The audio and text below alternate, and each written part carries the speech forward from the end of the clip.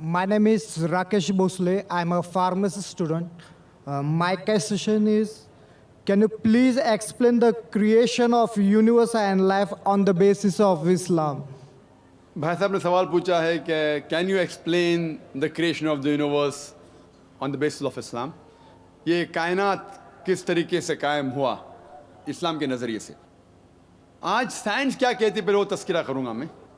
Science कहती है कि कायनात कायम हुई बाय बिग बैंग।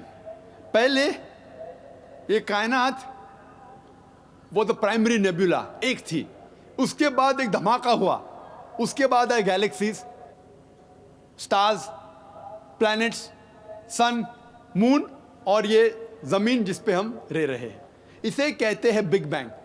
और इसके लिए नोबेल प्राइज मिला था कुछ साइंटिस्ट को 40-50 साल पहले।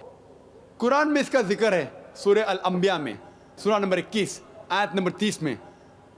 इसमें लिखा है, डू नॉट द अनबिलीवर्स सी अवलम यरल लज़ीना कफरू, कि काफिर लोग नहीं जानते, अनबिलीवर्स नहीं जानते, अवलम यरल लज़ीना कफरू अन्ना समावाति वल अर्दा कानत रत्कन फतकनाहुमा, कि the heaven and the earth, ये ज़मीन और आसमान एक थे और अल्लाह ने इन्हें सेपरेट किया, तफरका, इन्हें छुटा दिया, दे सेपरेटेड। तो कुरान की आयत जो है सूरह अंबिया की सूरा नंबर 21 आयत number 30 big bang in a nutshell है।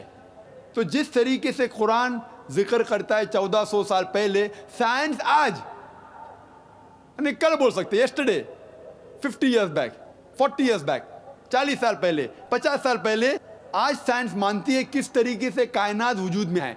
और इसका जिक्र अल्हम्दुलिल्लाह कुरान में 1400 साल पहले है। मैंने एक तकरीर किया हूँ, Quran and modern science, conflict और कंसिलेशन, और उसमें डिटेल में साइंस के बारे में बात किया हूँ कि जो चीज़ साइंस आज जान रही है, कुरान में इसका जिक्र है 1400 साल पहले, क्योंकि Quran is far superior to science, क्योंकि कुरान का लेखक, ऑथर, इस ज़मीन को बनाने वाला है, वो हमसे, आपसे और हमसे और अच्छा जानता है।